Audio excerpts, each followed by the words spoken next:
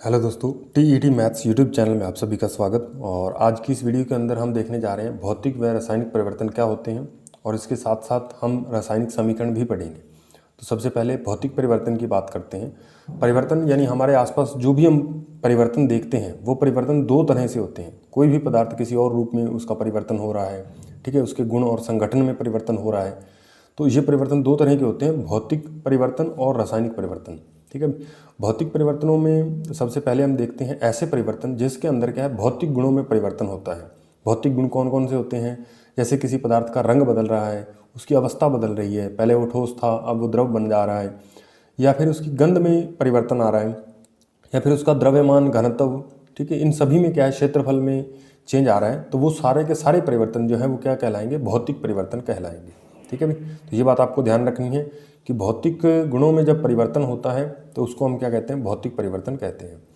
उसके बाद इसमें क्या है, पुनः प्रारंभिक पदार्थ प्राप्त किया जा सकता है। इसका मतलब क्या है कि इसमें यदि एक पदार्थ जो है एक अवस्था से दूसरी अवस्था में, ठीक है, जब उसमें कोई चेंज आ गया, कोई भी चेंज हो सकता है, ठीक है, एक पदार्थ जो था उसमें कुछ चेंज आने के बाद कुछ नया पदार्थ जो है बनेगा, तो उसमें नए पदार्थ से पहले वाला पदार्थ जो है प्राप्त किया जा सकता है, ठीक है भाई। ये बात आपको ध्यान रखनी है।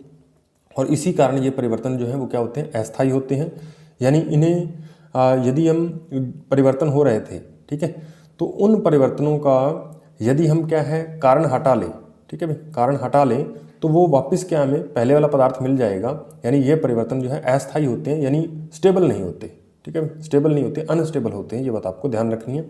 यानी पदार्थ जो है पुनः अपनी मूल अवस्था में आ जाता है, ठीक है, नए पदार्थ का निर्माण इसमें नहीं होता। ये बात आपको ध्यान रखनी है, क्योंकि नया पदार्थ एक बार बनेगा वो वापस उसी अवस्था में लौट आएगा, ठीक है। जैसे इसका एग्जाम्पल द्वारा आपको अच्छे समझ में आएगा।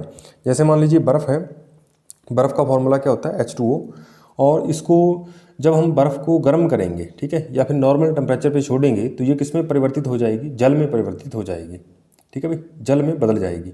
तो ये परिवर्तन क्या कहलाएगा, भौतिक परिवर्तन कहलाएगा, बर्फ़ का जल में बदलना।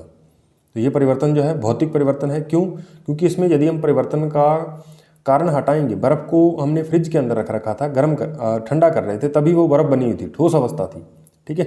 ये ठोस से हमने क्या, फ्रिज बंद कर दी, मान लीजिए बर्फ़ को हमने बाहर रख दिया खुले में, तो धीरे धीरे क्या है वो वापस अपनी नॉर्मल टेम्परेचर पे यानी जल बन जाएगी, ठीक है। तो ये कारण हटाते ही वापस अपनी पुनः अवस्था, जो उसकी मूल अवस्था थी जल से हमने बर्फ़ बनाई थी, वापस क्या है, जल बन गया, ठीक है। वापस हम जल को ठंडा करके बर्फ़ भी बना सकते हैं, ठीक है भाई। तो उसके बाद यदि हमारे पास जल है, जल को हम गर्म करेंगे तो एक कंडीशन ऐसी आएगी कि जल वाष्प में परिवर्तित होना स्टार्ट हो जाएगा, जल की भाप बनना स्टार्ट हो जाएगी, ठीक है। और यदि हम भाप को वापस से ठंडा करें तो हमें वापस जल भी मिल जाएगा, ठीक है। तो इस प्रकार के परिवर्तन जो क्या है, एक बार उनमें चेंज आता है, वापस वो वाला मूल पदार्थ प्राप्त किया जा सकता है, ठीक है। जैसे बर्फ़ से पहले जल बना, जल से हम वापस क्या बना सकते हैं, बर्फ़ बना सकते हैं, ठीक है। जल से वाष्प बनी, वाष्प से हम क्या है, वापस जल बना सकते हैं, ठीक है भाई। तो ये सारे परिवर्तन क्या कहलाते हैं, भौतिक परिवर्तन कहलाते हैं। इसके आपको क्या है, कुछ एग्जाम्पल्स और आपको याद रखने हैं, ठीक है भाई। तो देखिए भाई, लोहे का चुंबक बनना, लोहे का चुंबक बनना भी कौन सा परिवर्तन है, तो आपको बताना है भौतिक परिवर्तन है। क्योंकि लोहे को जब चुंबक के संपर्क में रखा जाता है तो वो कुछ देर के लिए चुंबक की भांति व्यवहार करने लगता है, लेकिन यदि उसको लंबे समय तक हम क्या है, चुंबक से दूर रखें तो वापस क्या है, लोहे के गुण प्रदर्शित, उसमें चुंबकीय गुण जो है वो नष्ट होने लगते हैं, ठीक है। उसके बाद NH4Cl यानी अमोनियम क्लोराइड का उध्रुवपातन, ये भी क्या है, भौतिक परिवर्तन है। शक्कर या फिर नमक का पानी में विलय होना, शक्कर या नमक को हम जब पानी में घोलते हैं तो वो भी कौन सा परिवर्तन है, वो भी क्या है, भौतिक परिवर्तन है। कागज़ के टुकड़े करना, कागज़ को हमने इस तरीके से हाथ में लिया और उसे क्या है, मसल दिया इस तरीके से, ठीक है, तो वो भी कौन सा परिवर्तन है, भौतिक परिवर्तन है, ठीक है। कागज़ के हमने टुकड़े टुकड़े कर दिए, वो भी क्या है, भौतिक परिवर्तन है। कागज़ है, लकड़ी है, कुछ भी हो सकता है। बल्ब और ट्यूबलाइट का जलना, ये भी कौन सा परिवर्तन है, तो ये भी भौतिक परिवर्तन है। नेक्स्ट है हमारे पास मोमबत्ती का पिघलना, मोम का पिघलना, ठीक है। मोमबत्ती की जो मोम होती है, मान लीजिए वो पिघल रही है तो उसको हम गर्म करेंगे तो वो पिघल जाएगी, लेकिन वापस ठंडा करेंगे तो वापस वो ठोस अवस्था में आ जाएगी। तो इस तरीके से मोम का पिघलना भी कौन सा परिवर्तन हुआ, तो ये भी भौतिक परिवर्तन हुआ।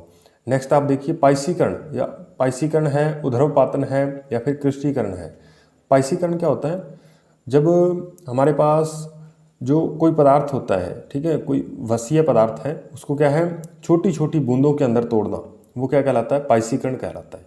क्या कहलाता है, वसा को छोटी छोटी बूंदों के अंदर तोड़ना क्या कहलाता है, पाइसीकरण। तो ये भी क्या है, भौतिक परिवर्तन है। उदरपातन आपको पता ही है। और क्रिस्टीकरण, ये क्या है, जल के ये क्या है, किसी भी पदार्थ के क्रिस्टल बनाना, ठीक है भाई, क्रिस्टल बनाना क्रिस्टलीकरण कहलाता है। तो ये बात भी आपको ध्यान रखनी है, क्रिस्टलीकरण क्या है, ये भी एक भौतिक परिवर्तन है। तो इस तरीके से आपसे क्या है, एक एग्जाम्पल दे देगा, आपसे पूछेगा ये भौतिक परिवर्तन है या रासायनिक परिवर्तन है, इस तरीके का क्वेश्चन बनने की संभावना है। या फिर आपसे पूछ लेगा कि भौतिक परिवर्तन में नए पदार्थ का निर्माण होता है या नहीं, तो आपको बताना नहीं होता, ये परिवर्तन अस्थायी होते हैं। और इससे पहले आपको बताया कि इसमें क्या है, पुनः प्रारंभिक पदार्थ प्राप्त किया जा सकता है, और इसमें रंग अवस्था, ठीक है, यानी भौतिक गुणों के अंदर चेंज आता है। ठीक है भाई, तो चलिए भाई नेक्स्ट हम देखते हैं रासायनिक परिवर्तन। ठीक है भाई, रासायनिक परिवर्तन क्या होते हैं इसके बारे में पढ़ते हैं। तो रासायनिक गुणों में संगठन में परिवर्तन, जब भी क्या है किसी पदार्थ के रासायनिक गुणों में, ठीक है, यानी उसके रासायनिक गुण क्या थे उसमें यदि चेंज आ जाता है, या फिर उसके संगठन में, यानी आप सीधी सी बात ये कहिए कि उसके केमिकल फॉर्मूले में यदि कोई चेंज आता है, तो वो परिवर्तन कौन सा है, वो रासायनिक परिवर्तन होगा। ठीक है, इसमें क्या है, प्रारंभिक पदार्थ प्राप्त नहीं किया जा सकता। ठीक है, इससे जो पहले वाला पदार्थ है वो बदल करके दूसरा पदार्थ बन गया, नया पदार्थ बन गया। अब नए पदार्थ से पहले वाला पदार्थ जो है वो सामान्य कंडीशनों के अंदर प्राप्त नहीं किया जा सकता। किसी खास कंडीशन के अंदर प्राप्त किया जा सकता हो तो वो अलग बात है, लेकिन सामान्य कंडीशन के अंदर वो पहले वाला पदार्थ प्राप्त नहीं किया जा सकता। जैसे ये परिवर्तन जो है वो स्थायी होते हैं, यानी एक बार यदि उसमें चेंज आ गया तो वो चेंज जिंदगी भर के लिए रहेगा। ठीक है, और नए पदार्थ का निर्माण इसमें होता है, ये बात आपको ध्यान रखनी कि इसमें नए पदार्थ का निर्माण होता है। एग्जाम्पल आप याद रखना चाहो, दूध का दही में परिवर्तन, दूध से दही बन गई तो दही से वापस दूध नहीं बनाया जा सकता, ये बात आपको ध्यान रखनी कि ये किसके अंदर आएगा, रासायनिक परिवर्तन के अंदर आएगा। उसके बाद गोबर गैस का निर्माण, ये भी किसके अंदर आएगा, रासायनिक परिवर्तन के अंदर।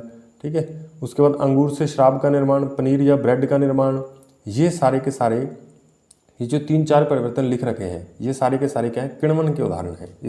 इन क्रियाओं को हम क्या कहते हैं, अंगूर से शराब बनाने के किस विधि द्वारा इसका निर्माण होता है, तो आप बताओगे किण्वन विधि से इसका निर्माण होता है। ठीक है, तो ये सारे के सारे परिवर्तन जो है वो रासायनिक परिवर्तन है, ये बात भी आपको ध्यान रखनी है। उसके बाद नेक्स्ट है हमारे पास लोहे पर जंग लगना।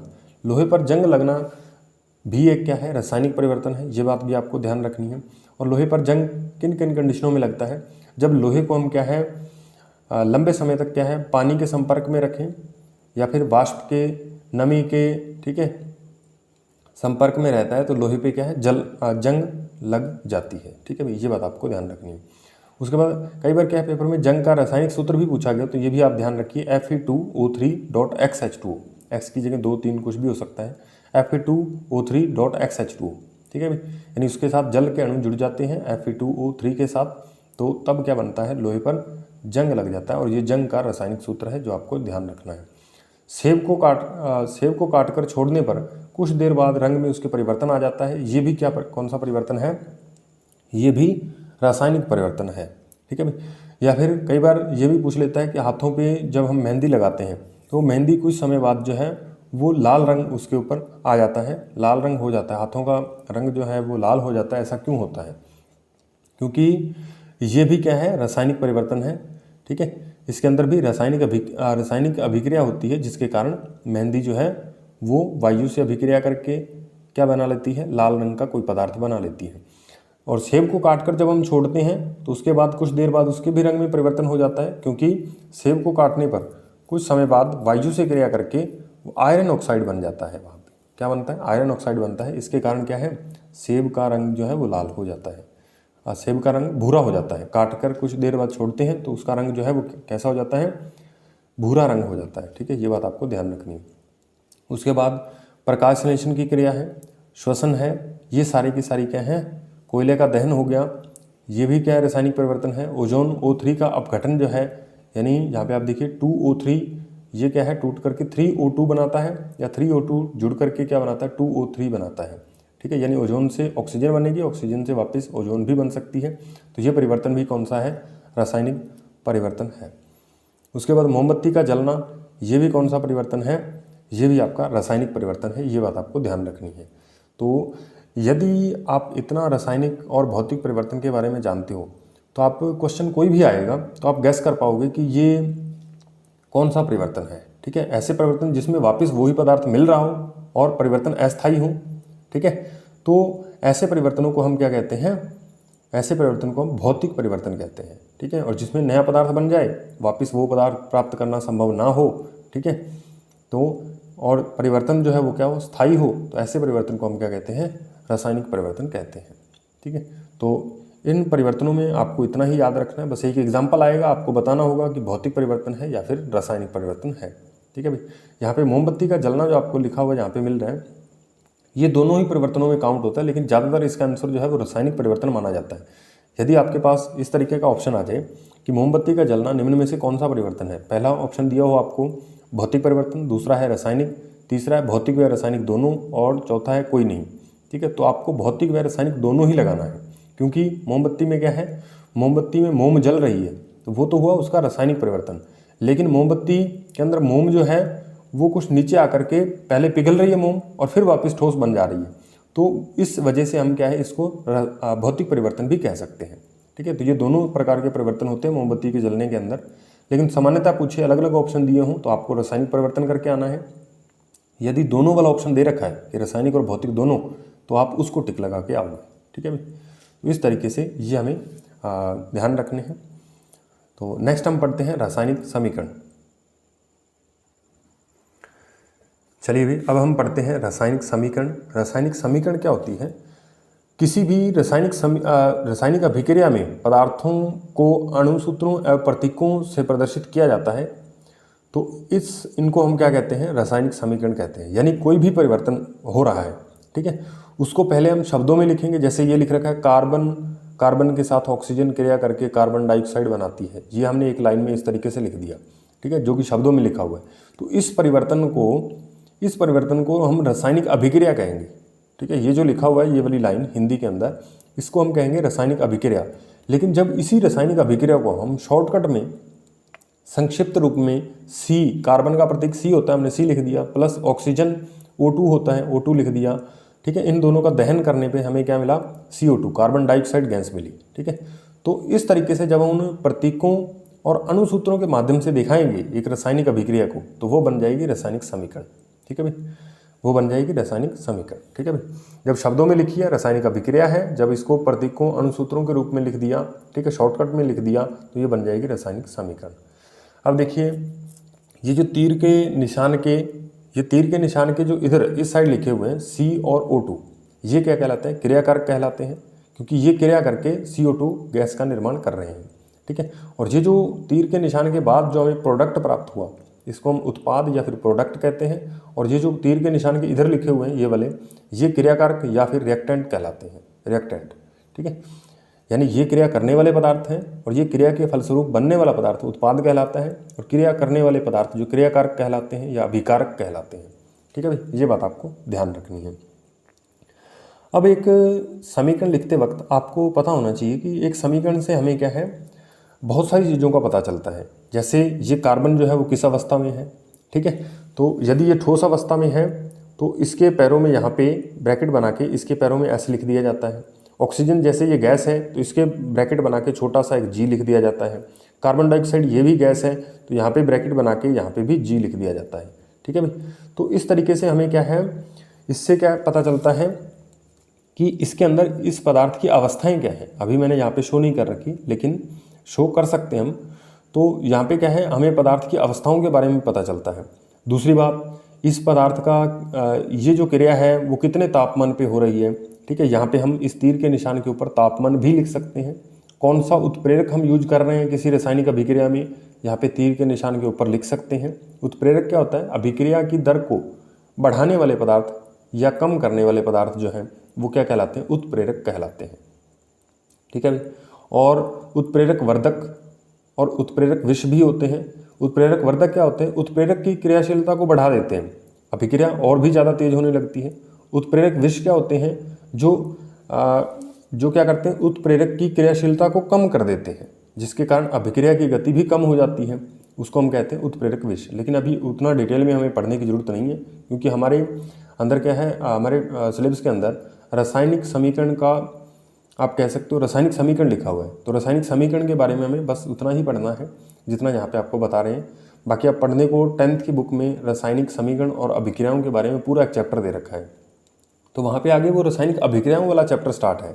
लेकिन रासायनिक समीकरण के बारे में हमें सामान्य सी जानकारी पढ़नी है कि क्रियाकारक क्या है, उत्पाद क्या है और समीकरण को संतुलित किस प्रकार किया जाता है, ये थोड़ा सा आप ये भी ध्यान दे लोगे। तो यहाँ पे आप देखिए समीकरण को संतुलित करने का मतलब क्या होता है कि लेफ्ट हैंड साइड में और राइट हैंड साइड में, यानी दोनों साइड में तीर के निशान के इधर और तीर के निशान के इस पार, ठीक है, दोनों साइड क्या है, परमाणुओं की संख्या बराबर होनी चाहिए। ठीक है, जैसे यहाँ पे ऑक्सीजन के 2 परमाणु हैं, यहाँ पे कुछ भी नहीं, मतलब 1 है ऑक्सीजन का, यहाँ पे Mg1 है यानी एक ही परमाणु है, मैग्नीशियम का यहाँ पे भी एक ही है। ठीक है, तो यहाँ पे 2 हैं, यहाँ पे 1 है, तो हमें इसको संतुलित करना पड़ेगा।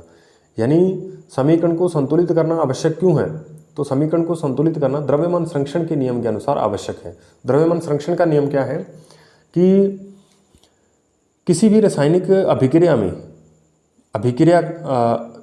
अभिकारकों और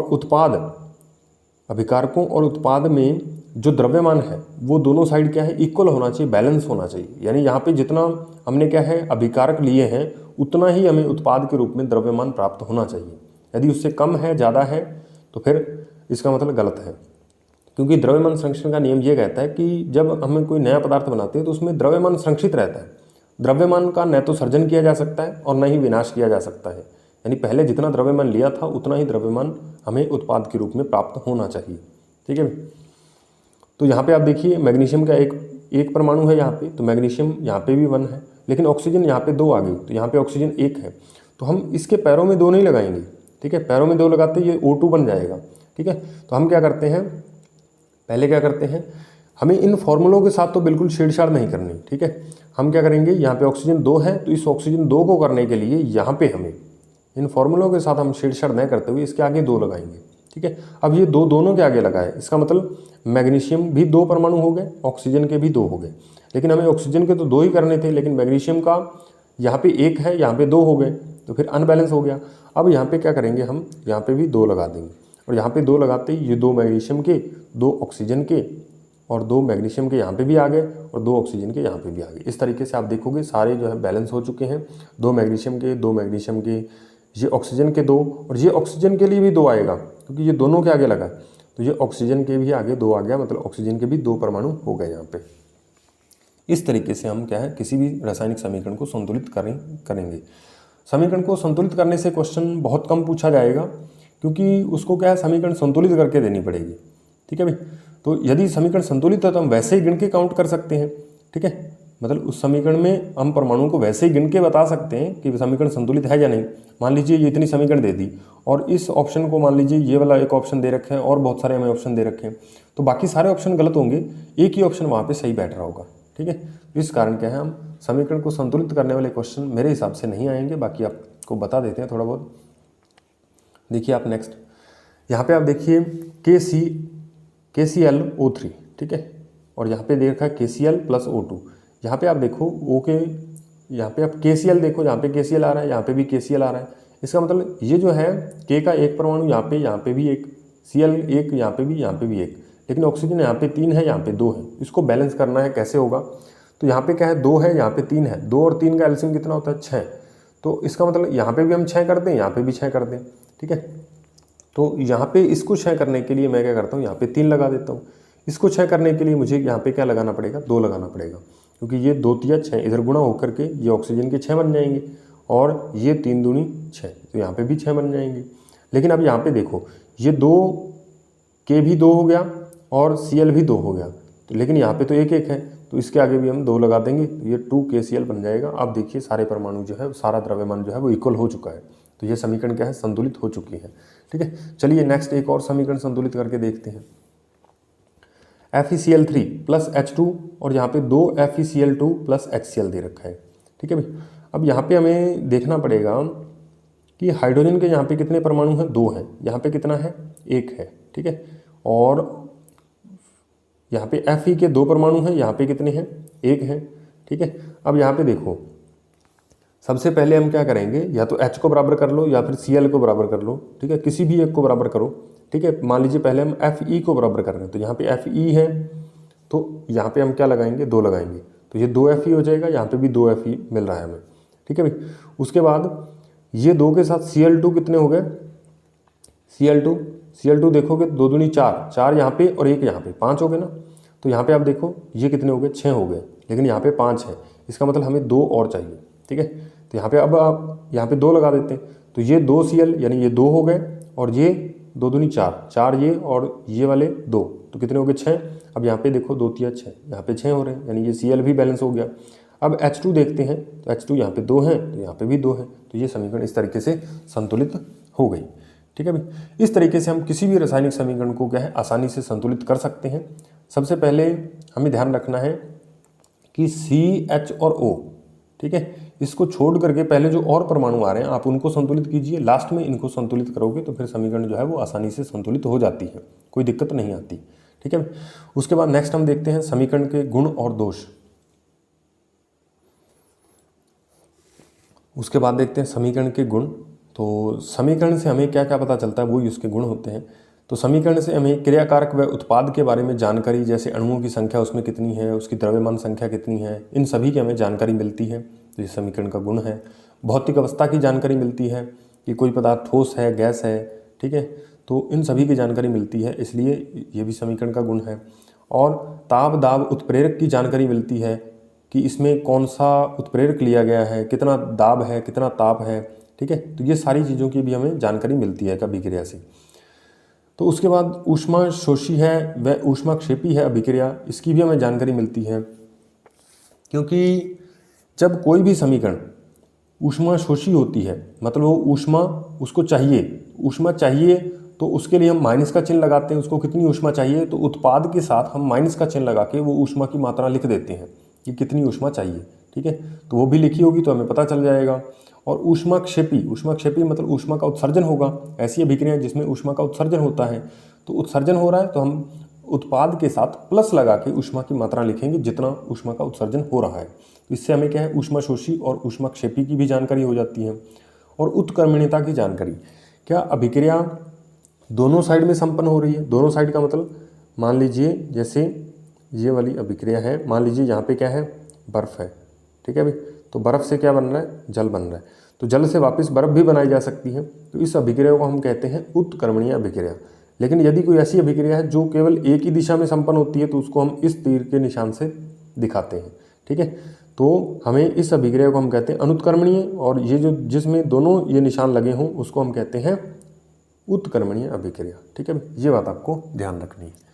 उसके बाद यहाँ पे आप देखिए इसके दोष क्या हैं कि समीकरण जो है उससे हमें समीकरण या अभिक्रिया के पूर्णता की जानकारी प्राप्त नहीं होती। पूर्णता की जानकारी से मतलब क्या है कि अभिक्रिया कितने समय में कितनी पूरी हो चुकी है, ठीक है, मान लीजिए किसी एक समीकरण को पूरा होने में या अभिक्रिया को पूरा होने में 1 घंटा समय लगता है, तो वो आधे घंटे 15 मिनट में कितनी संपन्न हो जाएगी, ये इसका हमें आइडिया नहीं लगेगा, ठीक है। सांद्रता की जानकारी नहीं मिलती कि इसकी क्रियाकारकों की सांद्रता, उत्पाद की सांद्रता कितनी है, इस सभी के बारे में हमें पता नहीं चलता एक रासायनिक समीकरण जब लिखी होती है, ठीक है।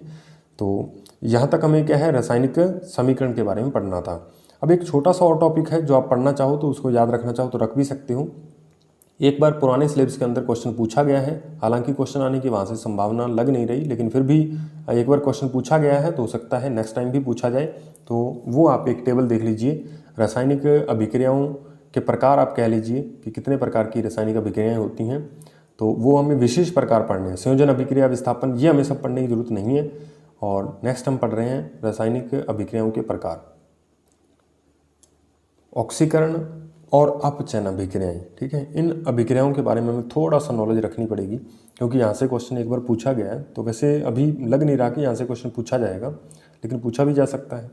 अब देखिए भाई, इसमें हमने क्या है, आधार माना है कि ऑक्सीकरण और अपचयन अभिक्रियाएं किस किस आधार पे, ऑक्सीजन के आधार पे, हाइड्रोजन के आधार पे, विद्युत धनी तत्व के आधार पे, विद्युत ऋणी तत्व के आधार पे, इलेक्ट्रॉन के आधार पे, इन सभी के आधार पे हमें पढ़नी है। तो जल्दी से हम इसे पढ़ लेते हैं, बस आपको थोड़ी सी याद आइडिया होना चाहिए।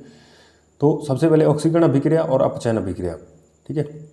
ऑक्सीकरण अभिक्रिया क्या होती है, ऑक्सीजन के आधार पर पढ़ रहे हैं। इन अभिक्रियाओं में ऑक्सीजन का योग होता है, तो ऐसी अभिक्रियाएं जिसमें ऑक्सीजन जुड़ती है वो क्या कहलाती हैं, ऑक्सीकरण अभिक्रियाएं। तो यहाँ पे आप देखिए मैग्नीशियम के साथ ऑक्सीजन जुड़ रही है और MgO मैग्नीशियम ऑक्साइड बन रहा है, तो ये अभिक्रिया कौन सी है, ऑक्सीकरण अभिक्रिया।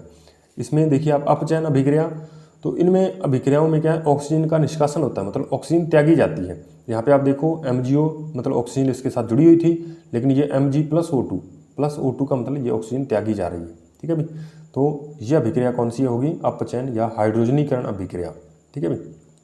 उसके बाद हाइड्रोजन के आधार पे ऑक्सीकरण अभिक्रिया क्या होती है, इसमें हाइड्रोजन निकलती है, यानी हाइड्रोजन त्यागी जाती है। यहाँ पे आप देखो 2H2S + O2 और 2H2O और +2S। इसमें आप देखो H2 जो है S के साथ जुड़ा हुआ था, लेकिन यहाँ से ऑक्सीजन जो है निकल रही है बाहर, ठीक है, और HO के साथ जुड़ रही है वो अलग बात है, लेकिन यहाँ से तो निकल रही है, S के साथ पहले जुड़ी हुई थी, यहाँ से इसका निष्कासन हो रहा है, इसलिए यह अभिक्रिया कौन सी है, ऑक्सीकरण अभिक्रिया है। उसके बाद नेक्स्ट आप देखिए, जिन पदार्थों में ऑक्सीजन जुड़ती है वो क्या कहलाती हैं, अपचयन अभिक्रियाएं कहलाती हैं। यहाँ पे आप देखो H2 + Cl2, तो इसमें जुड़ रही है, तो ये 2HCl बन रहा है, ठीक है भाई। नेक्स्ट हमारे पास विद्युत धनी तत्व के आधार पे, ठीक है भाई, विद्युत धनी तत्वों के आधार पे इनमें विद्युत धनी तत्वों का निष्कासन होता है, ठीक है। विद्युत धनी तत्व यहाँ पे आप देखिए 2Ki + Cl2, तो ये 2KCl + I2 बन गया, ठीक है। विद्युत धनी तत्वों का निष्कासन हो रहा है, निष्कासन मतलब यहाँ पे आप देखो पोटेशियम जो है विद्युत धनी तत्व है, I के साथ जुड़ा हुआ था, लेकिन यहाँ पे I के साथ हट गया, ठीक है, अलग हो गया और Cl के साथ जुड़ रहा है, तो इसलिए ये अभिक्रिया ऑक्सीकरण है। और यहाँ पे आप देखो इसमें क्या है, विद्युत धनी तत्वों का योग होता है, तो यहाँ पे आप देखो क्लोरीन + Mg, तो यहाँ पे Mg इसके साथ जुड़ रहा है, क्लोरीन के साथ मैग्नीशियम क्लोराइड बना रहा है, इसलिए ये अपचयन अभिक्रिया है। उसके बाद विद्युत ऋणी तत्व के आधार पे इनमें पदार्थ विद्युत ऋणी तत्वों से संयोग करता है। विद्युत ऋणी तत्व क्लोरीन है, क्लोरीन से मैग्नीशियम जुड़ रहा है, तो ये मैग्नीशियम क्लोराइड बन गया, ठीक है। तो यह अभिक्रिया कौन सी होगी, मैग्नीशियम क्लोराइड वाली अभिक्रिया कौन सी है, ऑक्सीकरण अभिक्रिया। अब यहाँ पे आप देखो ये वाली अभिक्रिया और ये वाली अभिक्रिया, आप सोच रहे होगे कि ये अभिक्रिया इधर भी लिख दी, इधर भी लिख दी, ठीक है, लेकिन कोई बात नहीं, एक अभिक्रिया में ऑक्सीकरण और अपचयन दोनों भी हो सकता है, कोई दिक्कत वाली बात नहीं, ठीक है भाई। हमें आधार देखना पड़ेगा कि उसका आधार क्या है। इनमें पदार्थ में विद्युत धनी तत्व निकलता है, ठीक है, तो इसमें आप देखो विद्युत धनी तत्व का निष्कासन हो रहा है, ये आप अभिक्रिया देख सकते हो। उसके बाद नेक्स्ट है हमारे पास इलेक्ट्रॉन के आधार पे हम देख रहे हैं, तो इलेक्ट्रॉन के आधार पे देखें, इसमें तत्व परमाणु आयन या अणु इलेक्ट्रॉन त्यागता है, तो जब इलेक्ट्रॉन त्यागे जाएंगे तो वो कौन सी अभिक्रिया, ऑक्सीकरण अभिक्रिया। इलेक्ट्रॉन ग्रहण किए जाएंगे तो कौन सी अभिक्रिया, अपचयन अभिक्रिया। जैसे आप देखिए सोडियम जो है उसने एक इलेक्ट्रॉन त्याग दिया और धनायन बना लिया, तो कौन सी अभिक्रिया, ऑक्सीकरण अभिक्रिया। क्लोरीन दो क्लोराइड आयन है, इससे क्या बन रहा है, एक तो क्लोरीन बन रहा है, Cl2 बन रही है और +2 इलेक्ट्रॉन त्यागे जा रहे हैं। इसमें आप देखो क्लोरीन थी, इसने एक इलेक्ट्रॉन ग्रहण करके ऋणायन बना लिया, मैग्नीशियम +2 था, 2 इलेक्ट्रॉन ग्रहण कर लिए और क्या बना लिया, मैग्नीशियम बना लिया। यह अभिक्रिया कौन सी, अपचयन अभिक्रिया है, ठीक है। नेक्स्ट हम देखते हैं रेडॉक्स अभिक्रिया क्या होती है। उसके बाद देखिए रेडॉक्स अभिक्रिया ऐसी अभिक्रियाएं जिसमें ऑक्सीकरण व अपचयन अभिक्रियाएं साथ साथ चलती हैं। मैंने अभी आपको बताया था कि ऑक्सीकरण और अपचयन दोनों अभिक्रियाएं किसी एक अभिक्रिया में भी हो सकती हैं, दोनों ही हो सकती हैं, ठीक है। जब दोनों साथ साथ चलती हैं तो इसमें एक पदार्थ ऑक्सीकृत होता है और दूसरा अपचयित, ठीक है। इन अभिक्रियाओं को क्या कहते हैं, रेडॉक्स अभिक्रिया कहते हैं, ठीक है। तो रेडॉक्स अभिक्रिया आपको समझ में आ गई, जिसमें क्या है, दोनों तरह की अभिक्रियाएं यानी ऑक्सीकरण और अपचयन साथ साथ चले, उसको हम क्या कहते हैं, रेडॉक्स अभिक्रिया कहते हैं। इसका एग्जाम्पल देख लेते हैं।